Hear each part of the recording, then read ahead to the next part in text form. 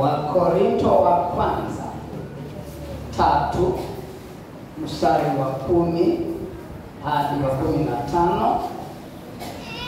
Maandiko hayo yanafanana na Wakorintho wa pili sura ya 5 mstari wa 10. Pia yanafanana na Rumi 14 na mstari wa 10. Mimi nitasoma Wakorintho wa kwanza. Naomba maiki iende nyuma nisaidiwe. Wakorintho wa pili 5:10 na Rumi 14:10. Jamii nisome Wakorintho wa kwanza 3 mstari wa 10 hadi ule wa 15. Kwa kadiri ya neema ya Mungu niliyopewa, mimi kama mkuu wa wajenzi mwenye hekima, huyu ni Paulo, naliuweka msingi na mtu mwingine anajenga juu yake. Lakini kila mtu na aangalie jinsi anavyojenga juu yake. Maana msingi mwingine hakuna mtu awezaye kuweka isipokuwa ni ule uliokwisha kuwekwa, yaani Yesu Kristo. Lakini kama mtu akijenga juu ya msingi huo dhahabu au fedha au mawe ya thamani au miti au majani au manyasi, kazi ya kila mtu itakuwa dhahiri, maana siku ile itadhihirishwa, kwa kuwa yafunuliwa katika moto, na ule moto wenyewe utaijaribu kazi ya kila mtu ni ya namna gani. Kazi ya mtu aliyoijenga juu yake ikikaa, atapata thawabu, atapata tuzo, atapata taji. Kazi ya mtu ikiteketea, atapata hasara, ila yeye mwenyewe ataokolewa, lakini ni kama kwa moto. Naomba nisaidiwe Wakorintho wa pili 5:10 na Rumi 14:10. Asome haraka hapa. Rumi 14:10. Maandiko yanasema, lakini wewe je, mbona wamhukumu ndugu yako? Au wewe je, mbona wamdharau ndugu yako? Kwa maana sisi sote tutasimama mbele ya kiti cha hukumu cha Mungu. Wakorintho wa pili 5:10. Wakorintho wa pili 5:10. Maandiko yanasema, kwa maana imetupasa sisi sote kudhihirishwa mbele ya kiti cha hukumu cha Kristo, ili kila mtu apokee ijara ya mambo aliyoyatenda kwa mwili kadiri alivyotenda, kwamba ni mema au mabaya. Amen. Maandiko haya niliyoyasoma yanazungumza juu ya bema jaji, hukumu ya watakatifu. Kama ingekuwa ni kichwa ningeandika hivyo, lakini leo najaribu ninatafuta kitu fulani, lakini kichwa hasa halisi cha ujumbe huu ni hukumu ya watakatifu. Ila mimi nimeandika hivi, palilia taji yako katika siku ya hukumu. Hii ni siku ya hukumu, ni bema judgment. Ni bema judgment. Palilia taji yako katika siku ya hukumu. Nimeongezea tu, lakini hapa maandiko yanaonyesha bema judgment, hukumu ya watakatifu. Kwenye maandiko kuna hukumu 7 zilizotajwa na Biblia. Moja ya hiyo ni hii ambayo leo tumesoma, ambayo hii ni hukumu ya watakatifu peke yao, ili kupewa taji kwa yale ambayo wameyafanya walipokuwa hai duniani. na taji hizo watapewa rasmi kanisa litakaponyakuliwa. Alafu wanaporudi mara ya pili kwa wazi, tayari watakuwa wameshavikwa zile taji kwenye ile sherehe ya mbinguni. Na duniani wakati wa utawala wa miaka 1000, tayari zile taji zitakuwa zinafanya kazi kuanzia miaka 1000 milele na milele. Hii ni hukumu tu ya watakatifu, na hukumu yenyewe ni kwa ajili ya kupewa taji kwa kazi walizofanya, sio kwa kwenda moto.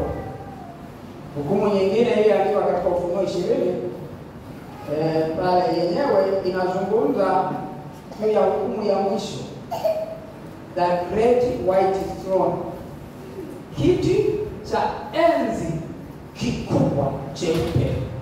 Hiyo inazungumzia juu ya hukumu ya mwisho, ambayo ile ni kwenda jehanamu, ambayo yenyewe inafanyika mwishoni, mwishoni kabisa dunia hii itakapoharibiwa, na baada ya utawala wa miaka 1000, halafu hukumu ya wenye dhambi, na ndipo tutatazamia mbingu mpya na nchi mpya.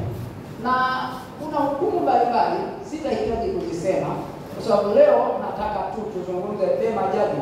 Bema ni neno la Kiyunani, ni jukwaa. Ni jukwaa ambalo michezo ya Olimpiki ilipokuwa imeanzishwa na Wayunani. Kwa hiyo washindi yule jaji aliyekuwa anatoa tuzo na alikuwa anatoa majani yanayonyauka. Mtu anafanya kazi anakuja jasho, yule jaji anasimama kwenye jukwaa kama hapa. Halafu bema jaji ni anatoa zawadi kwa wale washindi wenye hiyo michezo ya Olimpiki ilianzia zamani. Halafu wanapewa majani yanayonyauka. Leo Olimpiki ya leo wameendelea, wanatoa nini? Wanaita nini? Medali au nini?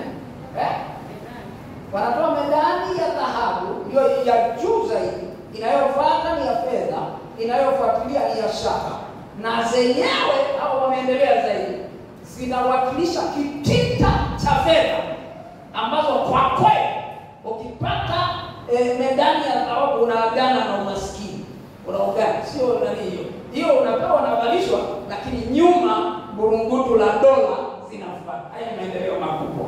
Sasa kwenye bema judgment ambayo sasa maandiko yakaitumia ile jukwaa bema judgment, Kristo naye atafanya hivyo hivyo, lakini watakaopewa tuzo hawapewi ile ya kuharibika, wala hawapewi ile medali inayopatikana na kitita. Wanapewa zile taji ambazo zenyewe zinasimama badala ya mamlaka ya mwamini kuanzia miaka na milele na milele, nafasi yake katika ufalme wa mbinguni. Ndio sababu nimesema palilia taji yako katika siku ya nini? Ya hukumu. Haleluya. Sasa tumeelewana kipindi nielezea haya maneno ya hukumu ya watakatifu au bema jadi. Sasa ndugu zangu, niseme jambo hili kwamba wokovu ni kwa neema. Neema maana yake ni upendeleo wa Mungu. Mungu anawapa wanadamu wokovu kwa njia ya neema katika Kristo Yesu. Ni neema tu. Neema maana yake ni upendeleo, kupewa kitu ambacho hukustahili. Ni neema, ni upendeleo wa Mungu ambao anawapa wanadamu wokovu baada ya wanadamu kuharibika katika bustani ya Edeni kuanzia mzazi wao wa kwanza, yani Adam. Lakini taji, sikiliza vizuri, lakini taji ama zawadi au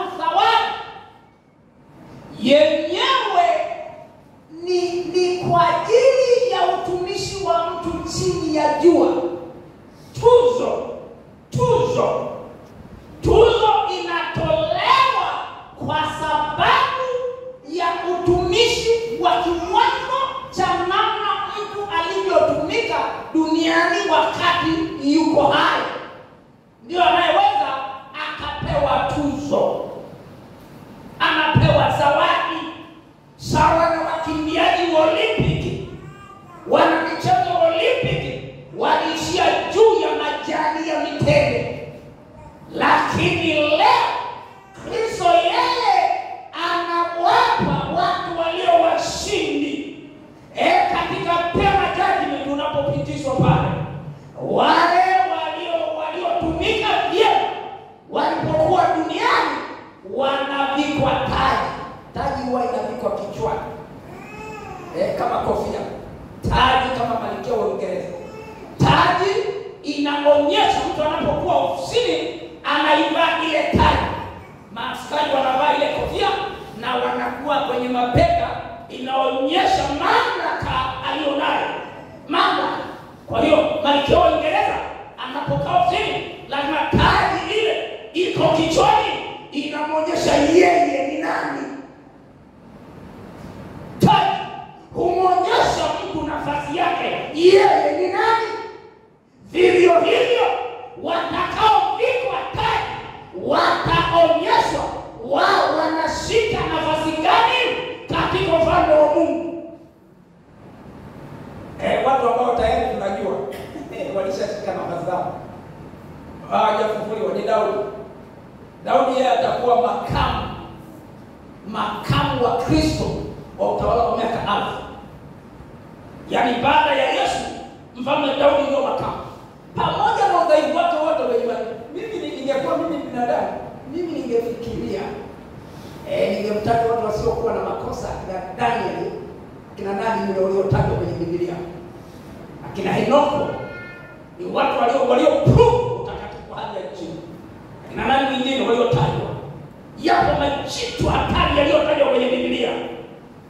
Na Biblia inasema akiwepo huyu, lakini Daudi ana mapungufu mengi, lakini sijui ni kwa nini Mungu alimnyoshia mkono. Maandiko yanaonyesha rasmi kwamba Daudi atakuwa ni makamu wa Yesu. Wengine akina Paulo, mimi ningemweka Paulo, aliandika nusu zaidi ya nusu Agano Jipya, mimi ningempendelea Paulo. Ningemweka Paulo, nani anayelingana na Paulo? Lakini kama sio tayari, wengine bado hawajui hata Paulo atakuwa nani, hatujui nafasi yake. Akina Henoko watakuwa kina nani, hatujui nafasi zao. Akina Isaya watakuwa kina nani, hatujui nafasi. Wao bado hatujajua, maana bado unaitumikia. Wengine walishamaliza, wao bado unaitumikia. Hatujui wewe utakuwa ni nani katika ufalme wa Mungu. Haleluya. Amen. Haleluya, haleluya, haleluya. Haleluya. Nisikilize vizuri. Na uamue sasa. Unajua watu wanapenda madaraka, watu wanapenda nafasi, watu wanapenda kuitwa waheshimiwa. Wanapenda, wanataka iko kwenye kwenye blood system, wanapenda. Ambio bwana mkubwa, mheshimiwa. Hata mtu akiwa na fedha, hata mtoto mdogo miaka 20, wazee wanamwangukia bwana mkubwa, mheshimiwa, kwa sababu tu burungutu la dola liko mfukoni mwake. Akiwa na cheo anapigiwa saluti, hata na babu anampigia saluti kijana wa miaka 20, kwa sababu mabega yake yamechafuka, kwa sababu anakaa Ikulu. Nisikilize vizuri.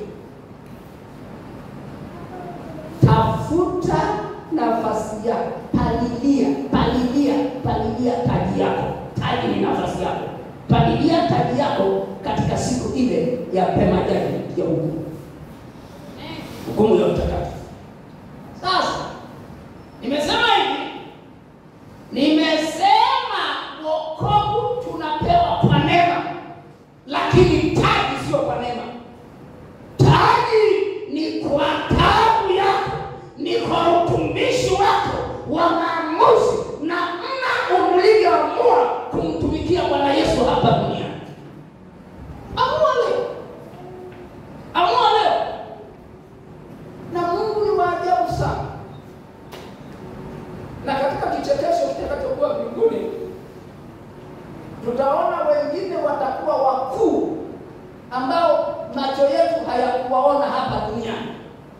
Sisi tuliwaona kina Mtokabali, sisi tuliwaona kina Kulola, sisi tuliwaona kina Emmanuel Lazaro, tuliwaona kina Emanuel Mwisongole, tuliwaona kina nani hawa Billy Graham, tuliwaona kina wahubiri wakubwa, tuliwaona hao wahubiri duniani, international preachers, na tuliwaona watu katika historia ya kanisa, na tuliwaona wale wa enzi ya Biblia. Akina Musa hao tunawajua, maana tayari wameandikwa. Akina Paulo tunawaelewa, maana tayari wameandikwa. Lakini wapo ambao hawakuandikwa toka Abraham, majitu yaliyoweza kumtumikia Mungu, lakini rekodi zao hazimo ndani ya Biblia. Ni Mungu pekee awajuaye. Ni sawa na waamini leo, anaamua labda ni mfagieji wa kanisa, labda ni muombaji anayeombea huduma ya mchungaji, lakini kanisa halifahamu, akawa mwaminifu katika hilo. Utashangaa. Sisi tunatazama yule mhubiri wa mataifa pia angekuwa ameshika nafasi hiyo. Tutashangaa. Ule mbinguni Mungu asiyekuwa na upendeleo. Haleluya. Tafuta nafasi yako, taji yako. Haleluya. Taji inatokana na utumishi. Na amua leo. Tunapiga kelele hapo tunaposikana kanisani. Amua leo. Uwe nani? Nilikuwa na darasa Jumapili iliyopita leo. Nikawapitisha ujana, nikamwambia wewe unafikiri nani? Uwe nani? Kila mtu ana nani?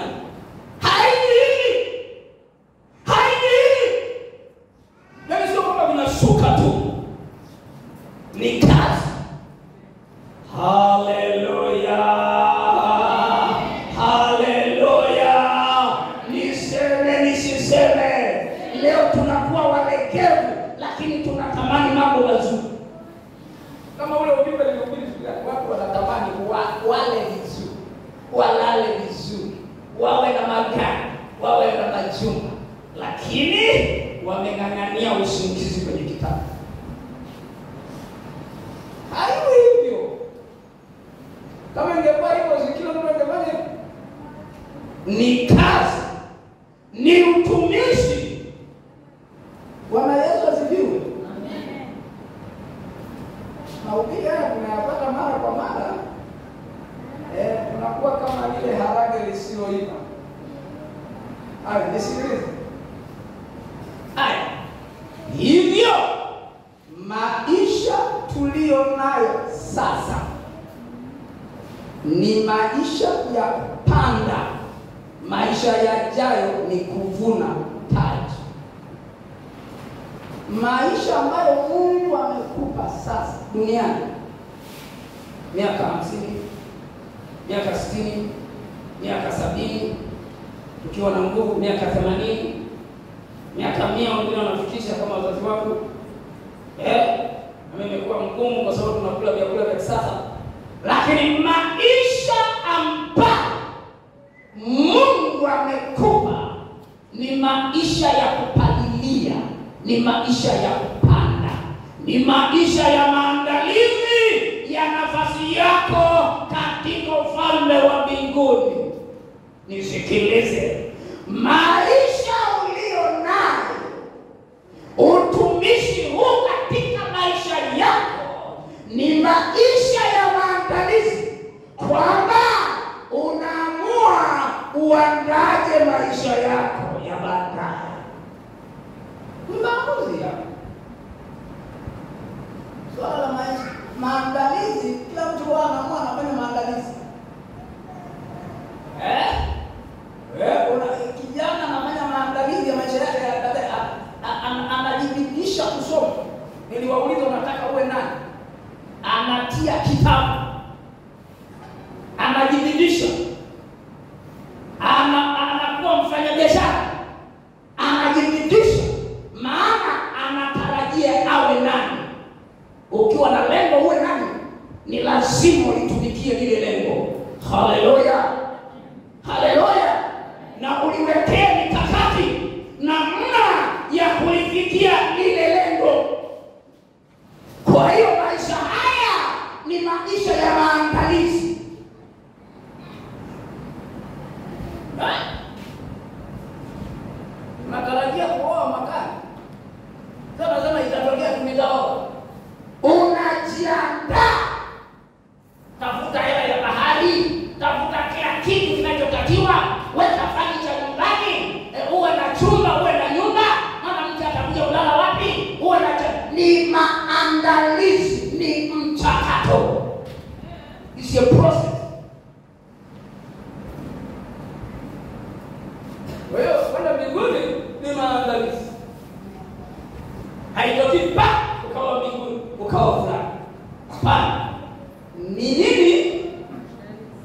maandalizi. Kwa hiyo Mungu ametupa maisha haya kufanya maandalizi katika ufalme ujao. Nafasi zetu tutakuwa akina nani? Bwana Yesu asifiwe. Bwana asifiwe.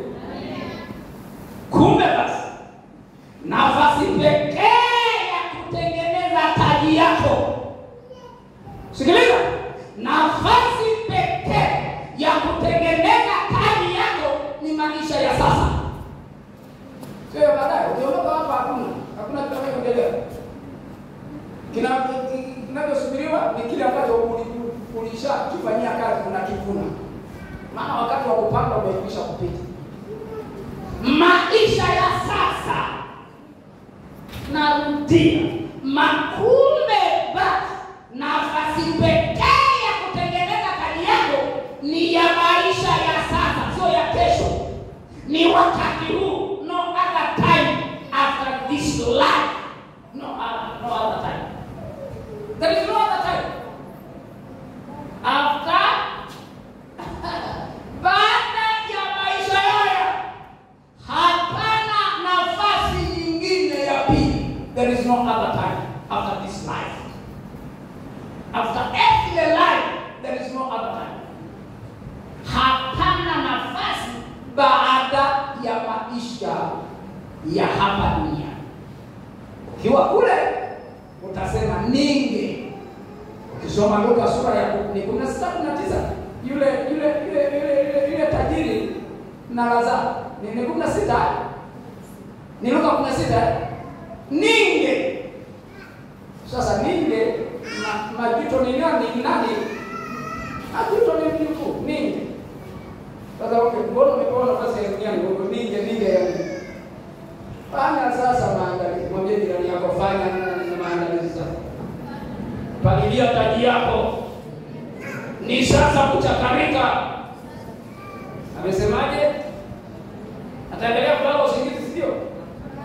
Haendelea. Maana tunapiga kelele. Mpaka kelele tunataka kwa watu kupiga kelele. Gani somo halieleweki. Tunajipigana kusema sasa tunaanza, yaani tudesign tunaanza upya. Nikwambie Ijumaa mlikuwa wakati. Wanawake walikuwa wakati, wanaume walikuwa wakati. Wanaume tusimama, ilikuwa watatu wanne. Mimi wanne. Alikuwa kumega tusimama. Simama, alikuwa kumega. Simama aliyekuwepo siku ya Ijumaa mwisho kwenye ibada. Simama. Ni hao. Ni wawili pamoja, mgeni watatu. Huyo mgeni kabisa. Na mimi hapa. Washirika watatu na mchungaji mmoja. Mwanamke. Nani? Okay, walikuwa wanne. Wasimame wanawake waliokuwa. Simama wanawake waliokuwa. Wanaume walikuwa wanne, watatu. Wanawake wengine hapo waliokuwa. 1, 2, 3, 4, 5, 6, 7. Mbona ningehesabu zaidi hapa? Ule mama nani nilikuwa tunaenda wapige sana.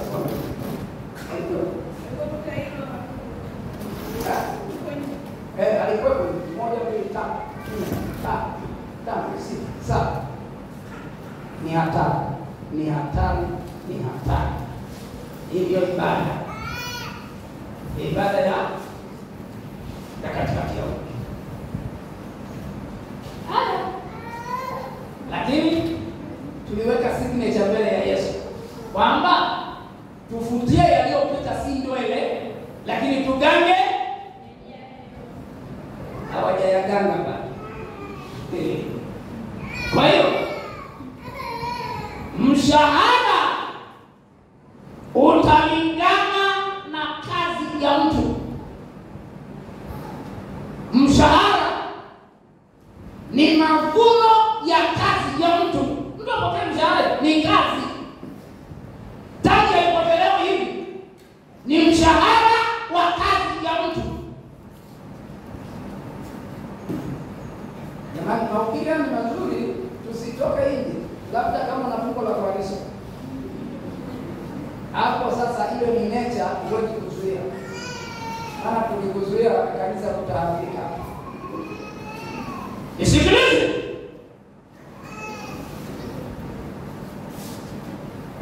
Mshahara unalingana na kazi ya Mungu. Thawabu, tuzo, taji inalingana na kazi ya mtu. Kazi ya mtu. Sasa tuangalie kwanza kazi ambazo hazikupaliliwa. Zitakapopita katika moto zitateketea. Mstari wa 12, mstari wa 13, mstari wa 15 katika Wakorintho wa kwanza 3 tuliyosoma. Mstari wa 12, mstari wa 13 na mstari wa 15 inaonyesha kazi ambazo hazikupaliliwa zitakapopita katika moto. Maana kila kazi ya mtu itapigwa kwa moto, zitateketea. Sasa kazi hizi ni kazi zilizofanywa kwa kutokujali ama uzembe. Hizi kazi ambazo zitapitishwa katika moto zikateketea zinatokana na kutokujali. Watu hawajali kabisa mambo yao. Zinatokana na kutokujali ama ni uzembe. Hizi zitateketea. Kazi za uzembe tu zitateketea. Nizifafanue hizi kazi. Hizi kazi anasema talanta uliopewa huku itumia. Tunaona katika Mathayo 25, mstari 25, 29. Walipewa talanta. Mwingine hawakuzinani. Wengine hawakuzifanyia kazi. Hawafanyia kazi kabisa. Kwa hiyo, kwa yeyote aliyepewa talanta ama kipaji. Talanta hapa isimame kwa nini? Talanta inasimama kwa fedha na inasimama kwa kipaji. Watu wako talente, vipaji, wamepewa kipaji. Kipaji cha kuhubiri, kipaji cha kuimba, kipaji chochote. Mungu hizi talanta inbo mtu anapozaliwa vitu vile vinaingizwa ndani mwake. Anapokuwa mkubwa anavyoendelea vinadhihirika anapojishughulisha. Unaona huyo mchezaji wa mpira yani hao alizaliwa, unaona huyu ni great thinker, ni mwanasayansi, vinachipuka, lakini ni very talented from the birth. Kule kuzaliwa, talanta ni kule kuzaliwa, uwezo wa Mungu ameweka uwezo mbalimbali ndani ya wanadamu. Sasa kule unapojidhihirisha ndio uwezo wako ule unajidhihirisha. Uwezo wako. Wengine wamezaliwa ni viongozi kabisa from God. Wengine viongozi huwa wanatengenezwa, wengine wanazaliwa lakini wengine wanatengenezwa. Sasa aliyezaliwa kuwa ni kiongozi alafu akatengenezwa ni moto unapotea mbali. Nisikilize vizuri. Sasa watu Mungu amewekeza vitu ndani ya wanadamu, lakini kwa sababu ya uzembe hawavitumii. Hata mimi nasema ninavyojiona kabisa. Unajua lazima ujitathmini. Najiona sijafanya vya kutosha kama nilivyopewa. Najiona nimepelea sana. Ningefanya zaidi ya hapo. Najua zaidi ya hapo ningeweza kufanya.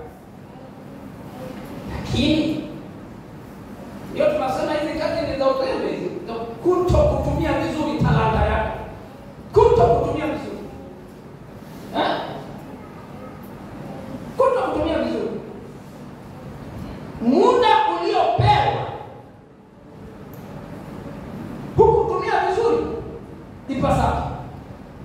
Kila mtu amegawa muda wa kuishi hapa duniani. Muda wako haulingani na mwingine.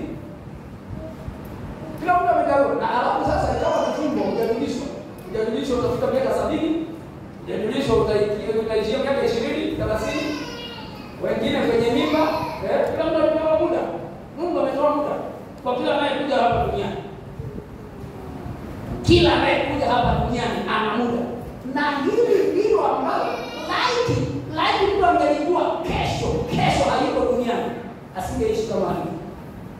Nataka nikwambie, angefanya mapinduzi na mageuzi makubwa katika maisha yake.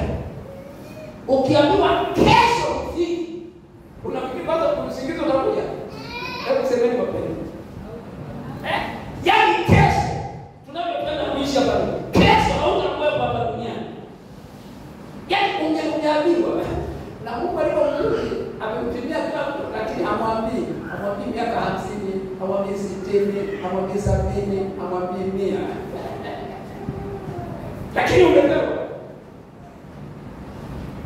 Lakini umepewa. Ungeelewa. Hata ukielewa miaka mitano, kuna wakati nilifanya mapinduzi ya maisha yangu. Niliona hapa ni kama naondoka duniani. Yako unajiandaa kabisa. Yako unajiandaa kabisa. Ukiona upiki kesho, tena utaona yaki muda ni mfupi mno. Ni kama umepewa sekunde moja, utafadhali. Kesho utakuwepo. Utafadhali. Lakini tuna relax kwa sababu hujaelewa, hujaingia kwenye kioo cha Mungu kuelewa kesho utafika upiki. Kwa hiyo naishi maisha ya kizembezembe tu. Muda ni nao. Unao miaka mingapi nao? Nani anayebashiri muda wa kuishi? Nani ajuaye? Kuna nabii miongoni mwetu? Yuko nabii miongoni mwetu ajuaye muda atakaoishi? Ni wasimamisheni. Unaelewa? Unapoteza muda hivi, nauliza swali, natakiwa nichangiwe. Kuna mtu anajua? Ndio, semeni. Kuna watu wana ujuzi bwana. Wengine wanaelewa, kuna manabii wanaojua mambo ya kesho. Kuna manabii wajua mambo ya kesho. Sasa nisikilize.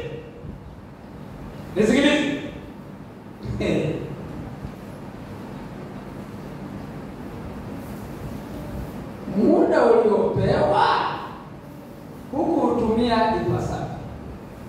Mfano ni mwizi pale msalabani, hatapata taji. Ataingia, huyu ni kwa anaokolewa kana kwamba kwa nini? Kwa moto. Yule mwizi pale msalabani alikuwa anamwambia jambazi mwenzako, wewe umuogope kama Mungu, sisi tunahukumiwa halali yetu. Alafu wewe umuogope Mungu. Yesu akamgeukia yule, akamwambia leo hii utakuwa pamoja nami paradiso. Leo hii. Lakini huyu mtu ameenda paradiso pamoja na Yesu. Taji atakuwa naye hata moja.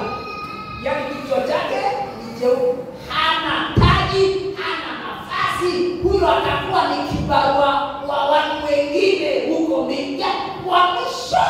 Kibarua. Kuokoka na mbinguni anaingia.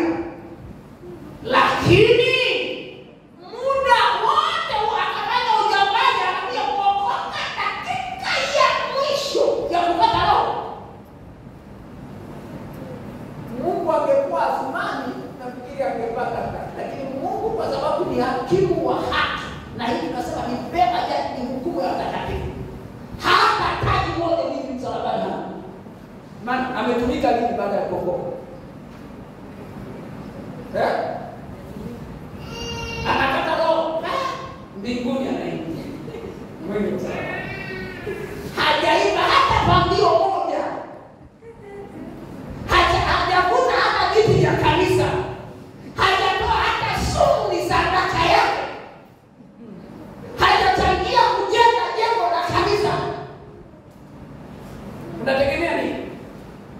maskini to, ni maskini.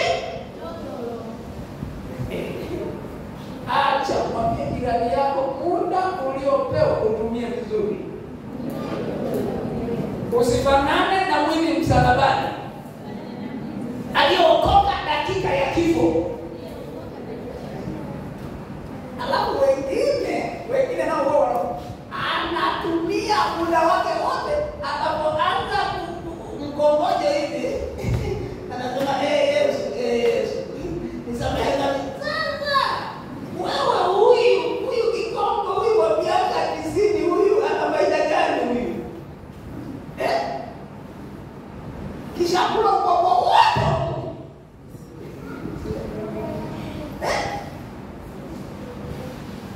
Na Biblia inasema inawataja watu kwa jinsi walivyofanya mambo yao. Inawataja anamtaja Adam, akaishi 100, akazaa wana wa kike na wa kiume, akafa.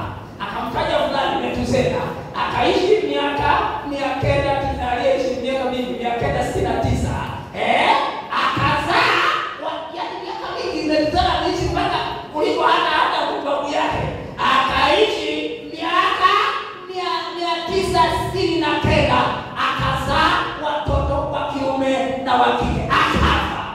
Na wote wanaorodheshwa kazi yao ni kuzaa wa kiume na wa kike, wakishazaa wakafa. Nikaja jitu liloamua, linaitwa nani? Linaitwa Henoko. Akabadilisha si tu kuzaa, maana kuzaa si biological, ni tendo la kibiolojia. Sasa wewe ukifunga harusi, tunatazamia mtoto. Maana sasa wengine watasema lani mwanaume bwana, mtoto akazaa. Hakuna hata kwenda wazimu. Watu vichaa wanaokuwa wanatembea huko uchi, bwana wanazalishwa. Huo ndio tutamsifia mtu ni mwanaume. Mwanaume usifiwa kwa kazi, sio kwa kuweka mimba. Hilo ni tendo la kibiolojia. Na hawa angalia, wakaishi miaka fulani, wakazaa wa kike na wa kiume, wakafa. Hawa watu walikufa. Tunakuja kwa Henoko, yaani inabadilika.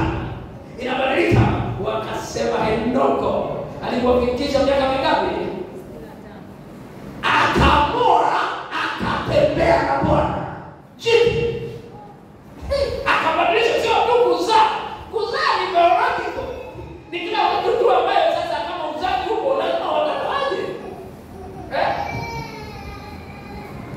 Kama mtu ana maradhi fulani, watakuja tu. Maana ni biolojia hiyo. Lakini utumishi Henoko akafanya tofauti na wengine wote. Mungu akaona afadhali asione mauti. Taji yake utafanana nayo. Wewe unazaa wa kiume na wa kike, alafu sasa bahati mbaya wengine wanazalia jana, wafanye wakaokoka. Mimi wanasema hilo tumbo lingefungwa. Sasa kama unazaa unayanaenda jana katika gani? Unafikiri Mungu ana faida na uzazi wa namna hiyo? Nisikilize.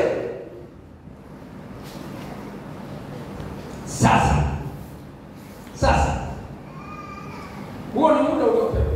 Lakini jambo jingine nazifafanua hizi kazi ambazo hazikupaliliwa zitakapopita katika moto zitatekelezwa. Jambo jingine katika hizi kazi ni mali ulizopewa ukatumia kwa ubinafsi na uchoyo. Unajua ndugu zangu, kuna watu wamebarikiwa mali. Watu wamebarikiwa kuwa na vitu vizuri, lakini ni wachoyo. Hata aliyewapa hawataki kurudisha shukrani. Hata yule aliyewapa, yani Mungu anapodai kutoa fungu la 10, Mungu anapodai kutoa changizo tununue viti, Mungu anapodai yeye unasema ya kwangu. Ni sawa sawa mtoto mdogo unampa peremende alafu unamlipe na nini? Yaani anaimiliki, hataki, kwa sababu binadamu ana asili ya uchoyo. Sisi vitu vyote vinatoka kwa Mungu. Tulitoka kule mbinguni tukiwa uchi, hata hatukua hata mavazi.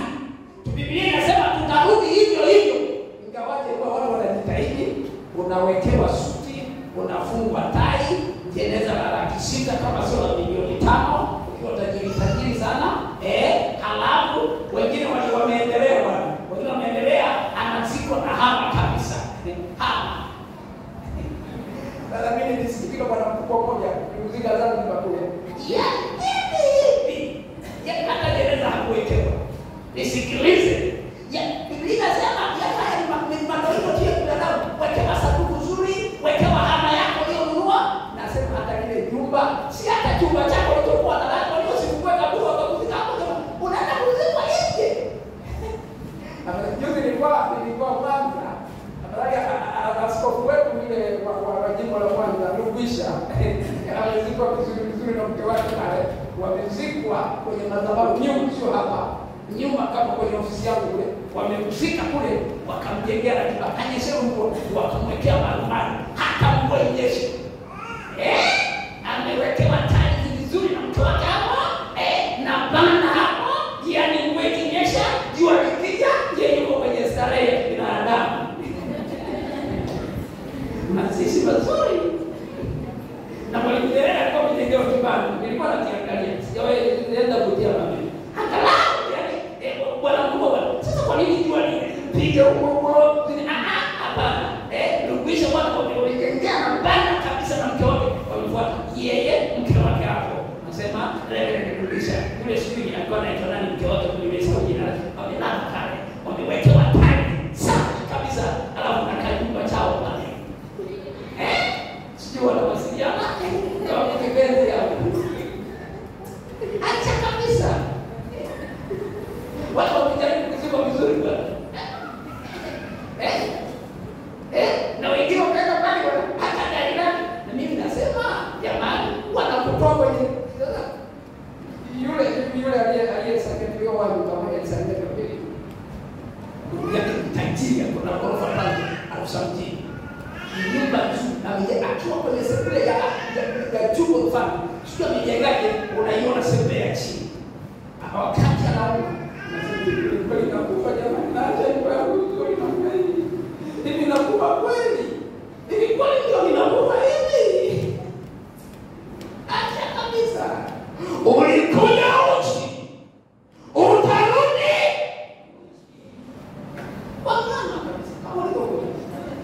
Zaidi madoi wako tunamwekea jeneza saa 2 na suti. Siku ile tunachagua ile siku hiyo kwa naipenda, nafunga na tai. Tukilopita ni mzika kwa mwekea suti sasa amelala pale kagere. Sasa nisikilize mpendwa. Yaani unaviliko, unaviacha, unavitengeneza, unaviacha. Mali ulizopewa ulizitumia kwa uchoyo, hata Mungu aliyekupa hutaki kumrudishia. Utakuwa mgeni wa nani? Muulize jirani wako, utakuwa mgeni wa nani? Mnyima wengine, hata Mungu unamnyima hata Mungu. Anawaambia wana wa Israeli katika kitabu cha Malaki, mnaniibia, wakasema tunamwibiaje Mungu? Akamwambia mmeniibia zaka na nini? Ndio wao wanasema hivi Mungu anaibiwaje? Mbona ni mali zetu hizi sisi lini tukamwibia Mungu? Mungu akawajibu, mmenibia zaka na sadaka. Wezi wana wa Israeli. Hatuwacheki wana wa Israeli. Kwani hatuna wezi ile? Watu wote mnatoa zaka. Hiyo shirika wote mnatoa zaka. Kwani mkiwekwa fungu la wana wa Israeli ni kosa?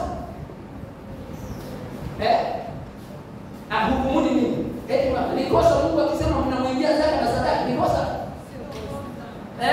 Sio kosa. Tunajisikia vibaya tukisikia sauti ya Mungu kwamba sisi ni wezi? Tunajisikia vibaya? Yaani wanapata makavu kabisa. Tumekuibia nini sasa? Sema tumekuibia nini? Ujasiri unatoka wapi? Anapoma kama Kaini anamwambia Mungu, wewe ni lini sasa uliweka bodyguard kwa ndugu yako? Waliweka lini nilikuwa bodyguard kwa wapi? Anaongea kama anaongea na kashangazi kake. Ana adabu kabisa huyo. Wewe unatakiwa andike viboko ili akili nje. Wanaongea na mtu mkuu. Hata aliyewapa watu wale umemkomalia kwa sababu makavu. Lini uliweka ulikuwa bodyguard? Amenunua mwenyewe, anaulizwa, anaanza kuwa na macho makavu.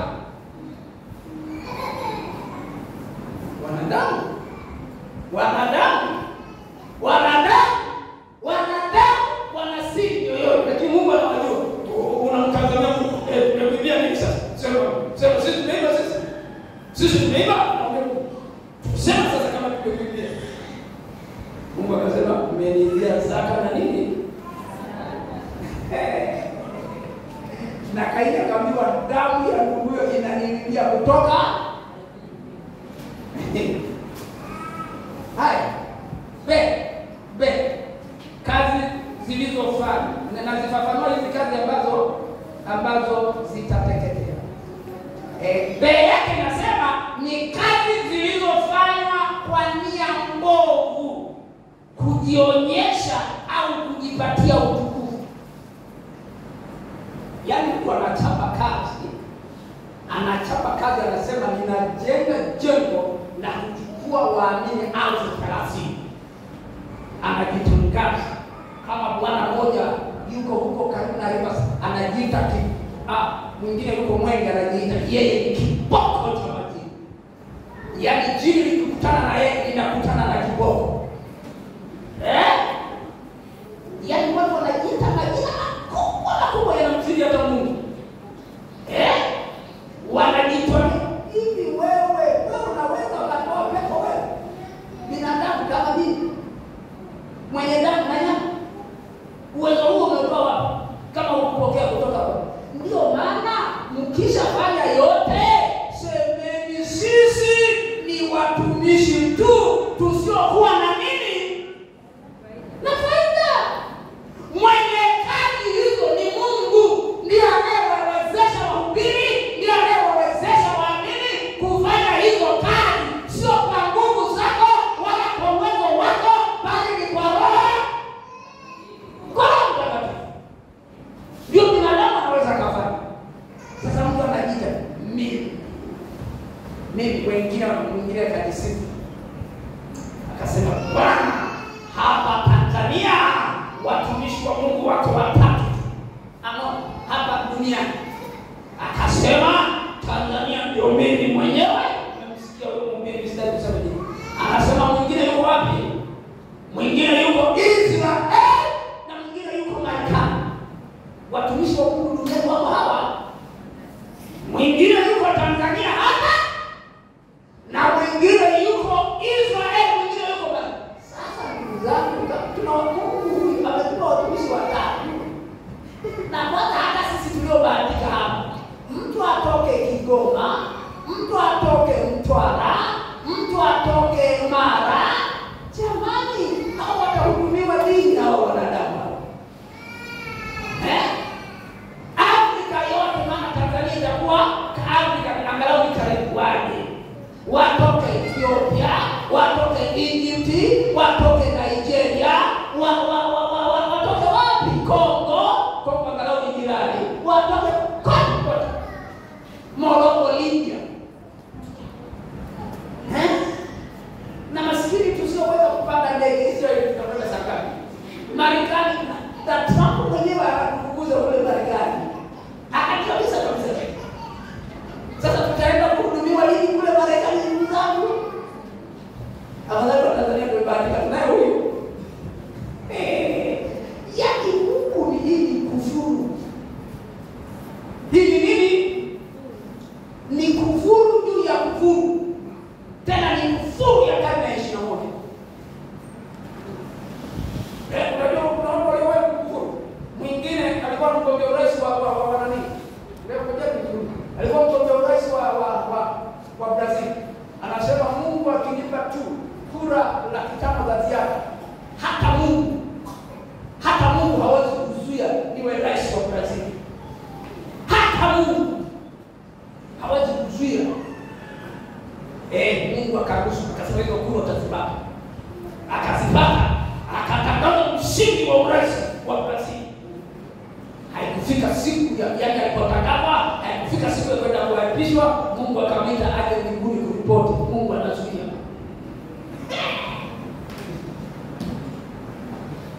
Na yule aliyejenga sasa ni mbele ya tatizo. Alisema hivi, ndio jengo ningekupa watu waliowahi kukufuru. Na juzi nilikuwa naangalia kwenye mtandao watu waliowahi kukufuru duniani. Huyu Tanzania huyu amekufuru. Lakini Mungu anasema bado anapumua. ungeongelea pale siku ile. Ndio Mungu ni nani? Yaani Mungu anawavumilia watu, anavumilia majambazi, anaua watu. Yanavumiliwa tu, anawavumilia wachawi, anawavumilia watu wa kila sababu. Ili ahakikishe angalau kutie malipo. Mungu Bwana ni wa kujali, lakini binadamu tunahukumu haraka. Haleluya. Haleluya. Niseme. Unafikiri wengine ungepewa nafasi ya kwa Mungu ungeshawanyonga watu wote, usingepatiwa na ndani ya watu wananyongelea mbali. Inakuwa wakuu wakumiliki wanapopigwa na watu fulani wanawapotelea mbali. Sasa wewe umepewa nafasi ya Mungu unataka. Na baadhi ya Mungu utafanyaje? Alafu ndio anakufuru hivi na wewe umeshikilia kuanzia jana kule kupumua, moyo wake kutunda, damu yake kusafiri, wewe umeshikilia. Nyongelea mbali. Na kingine nikisha kuwa vikubwa vitu vimeota kifuani, vimeota huko, anataka mama wewe pengelea nini? Mimi wanasema mama angebana vitu fulani stop kabisa. Wakati gani anayekufuru na unaishi? Kwa mzee mama yako, ndani ya leo aliyewahi duniani aliyewahi kutokea kwa mama yako. Yaani mimi nimezaliwa na mama, hapo nje mzee mama. Sio kufuru nini? Semeni nini? Sio kufuru nini? Unaweza kumzaa mama wewe? Zaa watu wako, sio mama yako. Unanisikia? Sawa? Lakini mama haiwe? Ndio. Sasa mbona adabu? Pigia saluti mama yako. Mwambie asante kwa duniani. Mama mzuri amekutunza. Umeugua yuko naye. Wengine walikuwa wanapata podo, wengine njiti. Yaani anahangaika na njiti. Mpaka unapokibeba hivi unaangaliwa na watu na nini lakini mama amekomaa. Mpaka njiti unatoka. Wewe nazungumza na wewe ndio yako wewe. Mama. Watu wanasema nani kama mama? Leo natawaja mahubiri kwa faida ya kijana.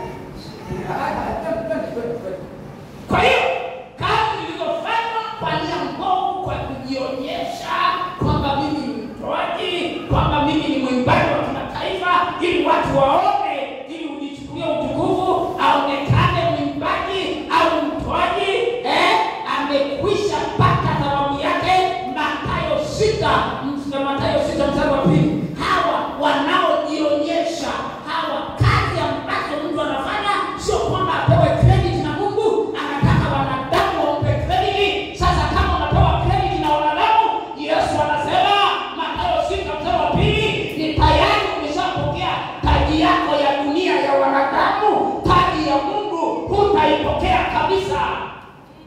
Niseme. Umeshajitwisha kitaji lako. Mwingine alikufuru lakini mara unaishi. Anasema itabidi Mungu amshukuru Magufuli. Yaani Mungu mwenyewe amshukuru Magufuli. Maneno yanatoka wapi? Ndugu zangu.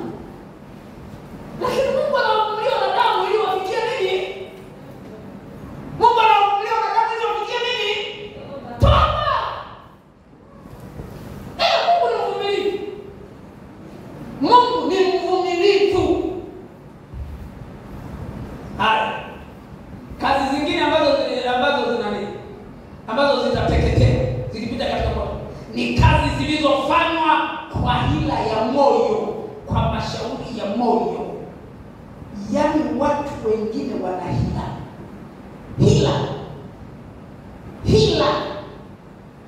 Yaani watu wana mbinu za hila. Wakorintho wa kwanza 4:5. Kitu gani kinakusukuma na ili iweje? Ujenge jina, uwe tajiri, upate heshima. Nini kinachokusukuma? Wanadamu wana hila. Yaani wanadamu kusukuma nini? Bibi mmoja. Kijana mmoja alimchumbia binti. Kijana alikuwa safi kwa vizuri. Akamchumbia binti fulani. Yaani yule binti mwingine ambaye hajachumbiwa alimtamani sana yule kijana. Akamwambia yule binti. Akamwambia, wewe unachumbiwa na yule kijana huyo? Yuko hivi, yuko hivi, yuko hivi, yuko hivi. Kila si kweli anazungumza. Huyu akalizia kweli. Ni wale akachomoa. Akabadilisha dia ngani. Alipobadilisha yeye akapita. Kuna watu wanahila. Nisikilize, wanadamu wanahila. Kazi ambazo zitateketea yatakuwa ni majani, yatakuwa ni miti, yatakuwa ni manyasi, na hayo yatateketea ni kazi zilizojengwa kwa hila. Wanadamu wanahila Mungu. Yaani sio wote wanakupenda, sio wote wanakupenda, sio wote wana mashauri na mazuri. Mtu mwingine anataka uingie shimoni ili acheke mpaka gego la mwisho.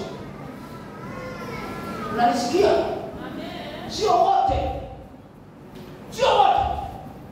Kuna watu wa Mungu kweli wa ushauri wao mzuri na nini, lakini wengine watu mwanadamu anahila. Anajua moyoni anaharibia wengine ili yeye apate. Hizi ni kazi. Haya ni manyasi, haya ni miti, ni nini? Ni majani yatateketea ile yatakapojaribiwa katika moto. Majani yatakuwa. Haya majani. Mwisho kabisa kwenye hizi kazi zitakazoteketea ni matendo mabaya ya dhambi ya mwamini baada ya kuokoka. Mwamini baada ya kuokoka kufanya dhambi ni kazi ambazo zitateketea. Dhambi itasamehewa kwa kutubu, lakini itahesabiwa kwa kupewa tuzo. Wakorintho wa 2:5 mstari wa 10 ambayo tumesoma, Kolosai 3:25, Mhubiri 12 mstari wa 14. Au kukosa uaminifu, kukosa upendo, kukosa ukarimu, unyanyasaji na kadhalika. Hizi ni kazi, ni matendo mabaya ambayo yatateketea. Kuna watu huwa wananyanyasa wengine. Kuna watu huwa kwa sababu ana nafasi anakuwa ni mnyanyasaji, anakuwa kuna wengine wanakosa uaminifu, kuna wengine wanakosa upendo, kuna wengine wanakosa ukarimu. Sasa haya yote niliyosema, matokeo yake sasa ni aibu, ni kutahayarika katika siku ya kuja kwake. Haya yote kwa sababu hapa hutaenda motoni. Kwenye baba hii, lakini utaokolewa kana kwamba kwa moto, kwa sababu manyasi yameteketea, miti imeteketea, majani yameteketea. Ndizo kazi zako ambazo ulizifanya. Huna kitu chochote. Ni sawa na yule mwizi pale msalabani aliokoka katika dakika ya mwisho, kwa kuwa kazi zote zimeteketea. Kwa kuwa ni majani, kwa kuwa ni miti, kwa kuwa ni manyasi zimeteketea, hutakuwa na taji yoyote. Ni aibu kubwa. Ni kwamba utaokolewa kana kwamba ni kwa moto tu, kutokwenda jehanamu. Hicho tu ndicho utakachokuwa. Tuje kwenye kiti cha ujumbe. Palilia taji yako ndugu, kwa kazi zitakazostahimili moto. 12 mpaka 14 hapo, Wakorintho wa kwanza 3. 12 mpaka 14 hapo anasema, lakini kama mtu akijenga juu ya msingi huo dhahabu au fedha au mawe ya thamani, atuache hayo majani na nini, kazi ya kila mtu itakuwa dhahiri, maana siku ile itadhihirisha kwa kuwa yafunuliwa katika moto, na ule moto wenyewe utaijaribu kazi ya kila mtu ni ya namna gani. kazi ya mtu aliyojenga juu yake ikikaa atapata thawabu, kazi ya mtu ikiteketea atapata hasara, ila mwenyewe ataokolewa, lakini ni kama kwa moto. Kwa moto. Bwana asifiwe. Badilia taji yako ndugu kwa kazi zitakazostahimili moto. Kazi zote zilizofanywa kwa nia nzuri. Kwa nia nzuri, hizi ni dhahabu na ni vito vya thamani.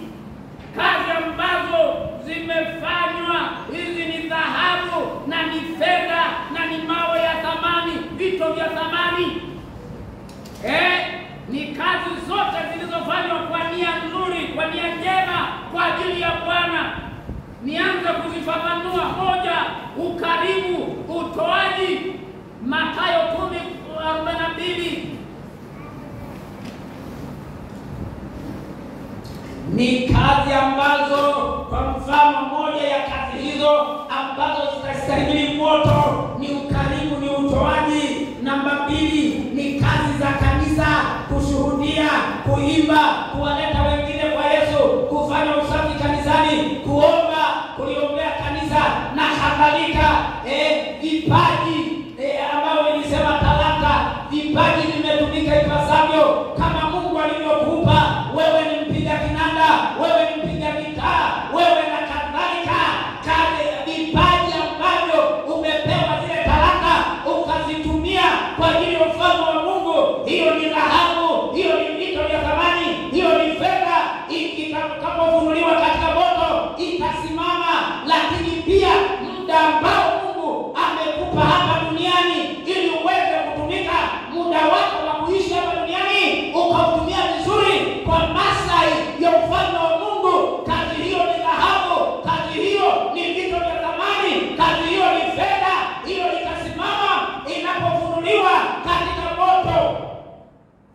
Mali ulizopewa na Mungu, umemiliki mali nyingi, ukazitumia vizuri kwa ajili ya maslahi ya ufalme wa Mungu, hiyo kazi nayo itasimama.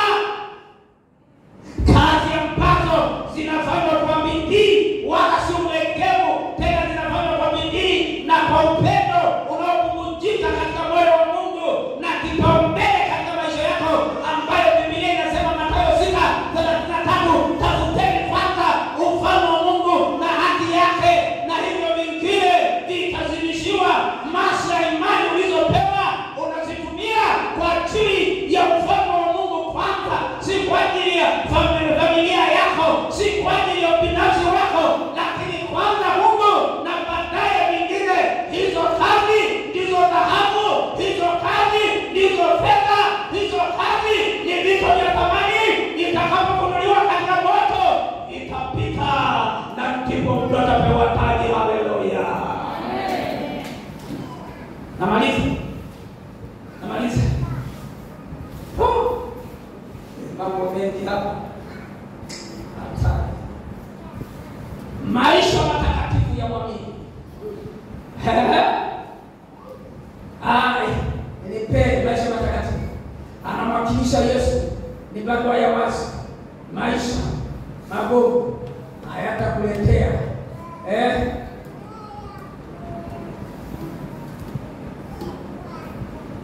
tunauleta ulimwengu kwa Yesu. Lakini je, hizi kazi ambazo zitakapojaribiwa katika moto zitasimama? Ni kazi zilizopita katika moto. Tutapata taji ifuatazo. Ngoja nitaje taji alafu tuweze kumaliza. Ndugu zangu, haya yote nimesema palilia taji. Hizi kazi ambazo zinafanywa kwa nia nzuri, ukatumia umri wako vizuri, ukatumia mali zako vizuri, ukatumia vipaji vyako vizuri, hizi kazi zikipita katika moto utapewa taji. Taji, kuna aina kadhaa za taji zinatajwa hapa. Taji ni alama ya mamlaka. Taji ya kwanza inaitwa taji isiyoharibika au inaitwa taji ya washindi. Taji hii hutolewa kwa washindi. Wakorintho wa kwanza 9:25-27. Ni taji isiyoharibika au taji ya washindi. inatolewa kwa washindi, watu watakaoshinda, wanaotesa mwili wao kwa ajili ya utumishi huu. Yaani unaamua kuteseka, unaamua kujinyima raha kwa ajili ya ufalme wa Mungu. Inaitwa ni taji ya washindi, inaitwa ni taji isiyoharibika. Watapata washindi, na hiyo inapatikana katika Korintho wa kwanza 9:25-27. Taji ya pili, taji ya pili inaitwa taji ya uzima au taji ya wafia imani. Yaani kuna watu watamng'ang'ania Yesu hata wakitishiwa kifo, watasema sisi kama mitume, kama watu kanisa la kwanza. Taji ya uzima au taji ya wafia dini hutolewa kwa wafia imani au kwa wafia dini. Ufunuo 2:10, Yakobo 1:12 inaitwa taji ya wanaoteseka. Taji ya uzima ama taji ya wanaoteseka au taji ya wafia dini inatolewa. Watu wanaamua kuishi maisha ya kupendeza hata kama ikitokea jambo lolote. Ni lazima. Hii ni taji ya washindi. Anang'ang'ania imani, anaifia imani, wafia dini. Taji ya tatu inaitwa taji ya utukufu au taji ya viongozi wa kanisa, wachungaji, mitume, manabii. Taji ya utukufu huwa wanapewa wachungaji, wanapewa watumishi wa Mungu, hutolewa kwa wachungaji. Petro wa kwanza 5:2-4. Ukiwa na muda kusoma hii taji, inatolewa. Taji ya utukufu inatolewa kwa watumishi wa Mungu, kwa wachungaji. Petro wa kwanza 5:2-4 na Efeso 4:11, waliotoa maisha yao kufundisha neno la Mungu. Kuna watu wameyatoa maisha yao kwa ajili ya kuifundisha kweli ya Mungu ili waamini waweze kufika mbinguni. Taji ya 4 inaitwa taji ya haki au taji ya wanaopenda kuja kwake. Kuna watu wanapenda Yesu arudi, inaitwa taji ya haki au wanaopenda kurudi kwake. Hutolewa kwa wanaoishi maisha safi, matakatifu, wakisubiri kuja kwake. Timotheo wa 2:4 sura ya 4:8. Taji hii ya haki, Paulo anasema anapoenda kumiminwa, anasema amewekewa ile taji ya haki ama taji ya wanaopenda kuja kwake. Siku Yesu anakuja, Timotheo wa 2:4 hawa watu wanaopenda haki watapewa hiyo taji ya haki, taji ya wanaopenda kuja kwake Bwana. Taji ya 5 inaitwa taji ya furaha ama inaitwa taji ya wanaovuna mioyo, inawaleta wengine kwa Yesu.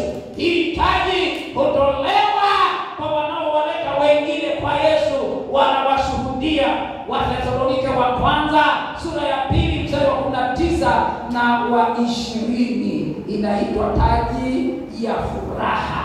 Ni furaha mwenye dhambi moja akija kwa Yesu. Ni furaha, ni furaha, ni furaha. Kwa hiyo mtu ambaye anamleta mmoja, tumepangiwa sasa hivi tulete watu wawili kwa Yesu ndani ya mwaka. Kwa hiyo ukumbuke, ukileta watu utavikwa taji ya furaha, wanaowaleta wengine kwa Yesu. Faida za taji. Taji ni alama ya madaraka, zitaonyesha nafasi ya mwamini ya utumishi katika miaka 1000 na mbingu mpya na nchi mpya. Ni mamlaka utakayokuwa nayo kuanzia miaka 1000 ya utawala wa Kristo mpaka mbingu mpya na nchi mpya. Sisi kanisa ni makuhani na wafalme wa Mungu. Tutatawala na Yesu na kufanya huduma za kiroho. Huduma hazitaishia hapa duniani. Huduma za kiroho. Changamoto. Hapa duniani ni mahala pa muda tu. Nikupe changamoto ndugu yangu. Hapa duniani ni mahala pa muda tu. Heri ukose heshima, ukose utukufu, ukose nafasi ya wakati huu kuliko utukufu na heshima ya wakati ujao, yani milele na milele. Sasa tujenge kwa akili na kutetemeka kwa nguvu zote, kama watu wa dunia wanavyojitoa mhanga kwa heshima inayopita. Narudia, tujenge kwa akili na kutetemeka kwa nguvu zote, kama watu wa dunia wanavyofanya, wanajitoa mhanga kwa kupata heshima ya dunia inayopita. Laiti waamini wangefahamu hili, uzembe ungekoma. Ungetokea wapi? Laiti waamini. Na haya tunayozungumza, tuache uzembe. Tuache watu kanisani kuja watu 10, kuja 5. Inaumiza. Laiti waamini wangelijua hili, uzembe ungetoka wapi? Lakini wanajua mambo business as usual, wanajua mambo kawaida. Lakini kiambiwa una muda wa ni kesho tu, ungebadilisha lifestyle na mwenendo wako na utumishi wako, na utajua umepewa sekunde, sio utaifanyia nini. Lakini umepewa muda wa kutosha, wala utumie. Nasema laiti waamini wangelifahamu hili, uzembe umelitoka wapi? Laiti dunia ingelifahamu hili, laiti dunia ingelijua, ingetafuta heshima na nafasi ya kweli na iliyo bora kuliko nafasi wanazozipata na heshima ya dunia hii. Laiti watu duniani wangelijua hili, kwamba hapa ni mahala pa muda, ni mahala pa kupita tu, wangetengeneza heshima, wangetipalilia taji kwa wakati ujao, heshima ya kudumu, heshima ya milele isiyoweza kupita. Simama hapo ulipo. Je, unaweza kujitathmini taji yako? Unaweza ukatathmini kwamba utapata taji gani? Na nimezitaja taji mbalimbali hapo. Hebu simama na wewe utathmini. Jitathmini mpendwa hapo ulipo. Jitathmini sasa. Hebu jitathmini. Wale ambao wanachapa kazi, Mungu atawapa tuzo, atawapa thawabu, atawapa taji, na taji ni alama ya mamlaka ambayo tutavikwa mbinguni kanisa likinyakuliwa, na zitaanza kazi rasmi katika utawala wa miaka 1000 wa Kristo, mpaka mbingu mpya na nchi mpya inaonyesha nafasi yako katika ufalme wa Mungu. Sasa hebu tathmini, na nimesema laiti dunia ingelijua, ingetafuta heshima idumuyo milele na milele, sio heshima za kitambo za kupigiwa saluti hapa, za kulindwa na kadhalika, za kuheshimiwa na kuitwa waheshimiwa. Lakini waheshimiwa wa kweli ni wale ambao watavikwa taji na Mungu wa mbinguni kwa kazi ambazo wanazifanya hapa duniani. Sasa hebu tathmini, jipalilie taji yako. Mungu bado amekupa muda, unaweza ukabadilisha mwelekeo na utumishi wako kuanzia leo. Kuanzia leo unaweza ukabadilisha mpendwa, unaweza ukabadilisha. Mwambie Bwana, nisaidie nijipalilie taji yangu, nitengeneze taji yangu, ili siku ile na mimi niwe na nafasi kama mfalme Daudi atakayekuwa makamu wa Kristo katika utawala wa miaka 1000 hapa. Mwambie Bwana, nisaidie, maadamu umenipa kupumua, maadamu umenipa kuishi, niweze kuitenda kazi yako. Maana tumesema kuokolewa ni kwa neema, lakini taji inatokana na kazi, inatokana na utumishi ambao tunamtumikia Mungu hapa duniani. Hebu mwambie Bwana, nisaidie. Mwambie Bwana, nisaidie. Mwambie Bwana, nisaidie. Mwambie Bwana, nisaidie. Mfalme wa wafalme, takatifu wa Israeli, takatifu wa Israeli, takatifu wa Israeli, yora mokanda rabo mulia leka rabo. Mungu aliye mwema, kila mmoja muombe Bwana, kila mmoja tathmini. Yesu akija, je, utapokea taji au yatakuwa ni majani, au yatakuwa ni manyasi, au yatakuwa ni miti? Lakini unatakiwa uwe na dhahabu, unatakiwa iwe fedha, iwe vitu vya thamani ambavyo havitateketea katika moto. Lakini majani yatateketea, manyasi yatateketea, na miti ni vile vile itateketea. Dhahabu itasimama, fedha itasimama, vitu vya thamani ni pepo. Taji yako itakuwa hiyo. Mwambie Bwana akusaidie. Kila mtu aombe, kila mtu aombe. Kila mtu ajitathmini kwenye nafsi yake, kwenye roho yake. Je, taji utaipata ambayo ni ya kudumu, wala sio majani, wala sio manyasi, wala sio miti. Hebu mwambie Bwana akusaidie. Wewe ni mwema mno. Wewe ni mwaminifu mno. Wewe ni mkuu. Asante Bwana. Nani anasema kuanzia leo nigeuze kabisa mwenendo wa maisha yako? Unaweza ukapita mbele tukaomba. Uamue kama Henoko alivyoamua kumtumikia Mungu. Uamue kama Henoko alivyoamua. Nani yuko tayari anasema mchungaji, kwa kweli hii nimetafakari kwa undani sana, na kuanzia leo najitoa muhanga kumtumikia Mungu wa mbinguni, Baba mwenye neema. Kama kuna mtu wa namna hiyo, unaweza kupita mbele kanisa nikaomba kwa ajili yako. Mungu mwema, Mungu mwaminifu, Mungu aliye mkuu, Mungu aliyewacha, ninakubariki, ninakushukuru na kuinulia sifa na shukrani. Maneno haya yakadie kwa wingi ndani ya mioyo yetu Bwana, daima yakitukumbusha wajibu mkuu wa kupania taji zetu katika siku ya hukumu, katika jina lipitalo majina yote la Kristo Yesu.